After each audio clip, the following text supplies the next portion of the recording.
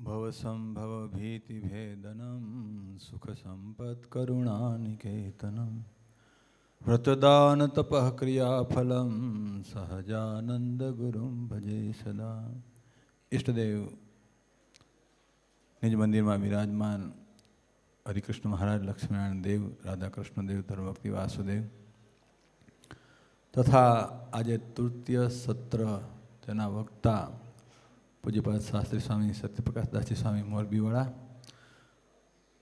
परम पूज्य आचार्य प्रवर श्री राकेश प्रसाद जी महाराज श्री तथा शास्त्री स्वामी नार गुरुकुल थी पधारेला सुखदेव स्वामी आदि तमाम ब्रह्मणी संतों ने वाला भक्तजनों, आज तमे बधा बहु भागशाળી छो कि तीजा सत्र में सवारनी सभा में स्वामी सरस मजाना आशीर्वाद आप्या। काल पण सांजे एटली बधी मजा आई धून कीर्तन ने कथा वार्ता ने कि आना हरिभक्तो छे ने बहु धून कीर्तन में प्रेमी और एकदम नाच गान साथे एटली बधी सरस मजानी उत्सव समय करे कि आपने जोईए तो आनंद थाय एम।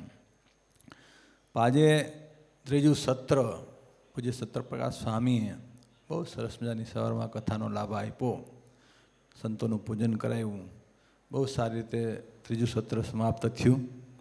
आवतुं चौथुं सत्र पूज्यपाद અથાણાવાળા स्वामीનું संत मंडळ द्वारा थवानुं छे। एम दर पूनमे अलग अलग संतोना मंडळो अलग अलग हरिभक्तो आवी અને આપણે દર્શન કથા વાર્તાનો લાભ લઈએ છીએ।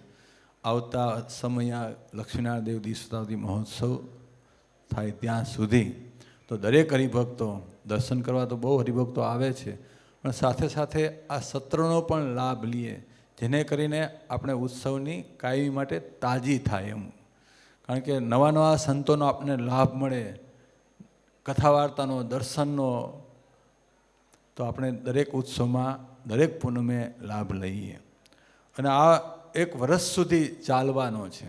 વડતાલમાં ચાલે સત્ર, એમ દરેક દરેક મોટા મોટા સિટીમાં સારા સારા મોટા મોટા ગામમાં જે 5-25 ગામના હરિભક્તો ભેગા થઈ અને વડતાલ સંસ્થાને કહેશે તો ત્યાં પણ મહારાષ્ટ્રીના આશીર્વાદ લઈ અને મહારાષ્ટ્રીની અનુકૂળતા એ છે તો મહારાષ્ટ્રી પધારશે, અહીંથી વડતાલથી સંતો પધારશે, એટલે ગામે ગામ આપણે સંમેલનો પણ કરવાના છે। લક્ષ્મીનારાયણ દેવ શતાબ્દી મહોત્સવના દરેક જગ્યાએ સંમેલનો કરવાના છે, એટલે ખાસ હરિભક્તો જ્યાં જ્યાં સંમેલનમાં આજુબાજુના ગામમાં આપણે ખ્યાલ આવે તો દરેક જગ્યાએ લાભ લેવા માટે અવશ્ય પધારવું। વિશેષ સત્યપ્રકાશ સ્વામીનું સંત મંડળ બહુ કાર્યશીલ છે। એના વિવેક સ્વામી હૈદરાબાદમાં બહુ મોટું 100 એકરમાં શૈક્ષણિક સંકુલ ચલાવે છે। હમણાં જ આપણે જોયું હતું સાળંગપુર ધામમાં જે કિંગ ઓફ સાળંગપુર ત્યાં સરસ મજાનો જે અન્નકૂટ ગોઠવો હતો, અમે રાતે 1 વાગે જોવા ગયા હતા।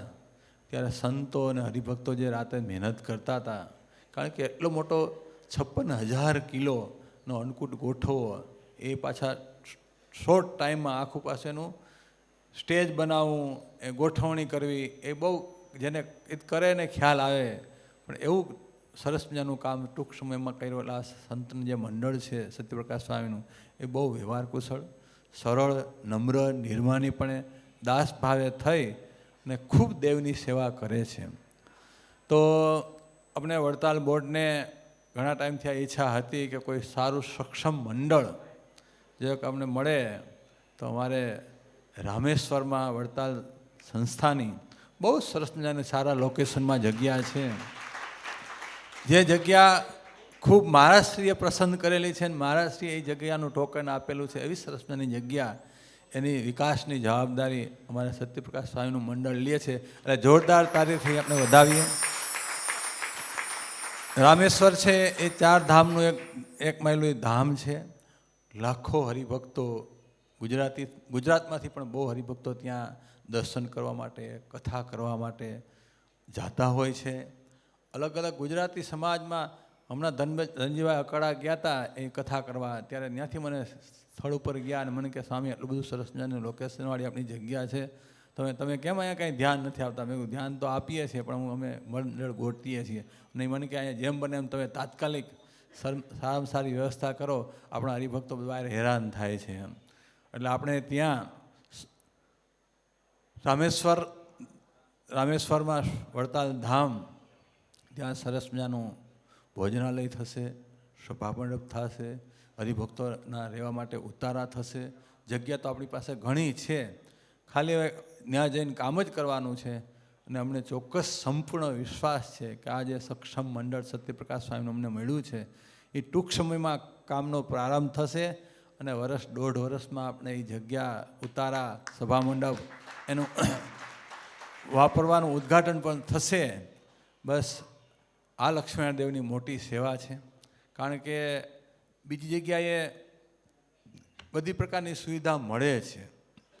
અયોધ્યા હોય કે કાશી હોય કે હરિદ્વાર હોય, ત્યાં તો આપણા આશ્રમો છે, ત્યાં હિન્દી ભાષા એટલે આપણે પણ સરળતા પડે, જમવાનું પણ આપણું મળી જાય. પણ આ દક્ષિણમાં છે ને, એક તો ભાષાકીય પ્રોબ્લેમ પડે, એ આપણી ગુજરાતી ભાષા કે હિન્દી ભાષા ત્યાં જાણે નહીં. ને પાછું આપણું જે એનો રહેણી કેણી, જે આપણો ખોરાક, જે રોટલી શાક કે ખીચડી કઢી દાળ ભાત, એ આપણે ત્યાં મળે નહીં. એટલે હરિભક્તો બહુ દુઃખી થાય. પણ એ હરિભક્તની સુવિધામાં વધારો થાય એના માટે સરસ મજાની ત્યાં વડતાલ સંસ્થા સંચાલિત રામેશ્વર ધામમાં સરસ મજાનું ત્યાં સભામંડપ, ભોજનશાળા, હરિભક્તોના માટે ઉતારા તૈયાર થશે.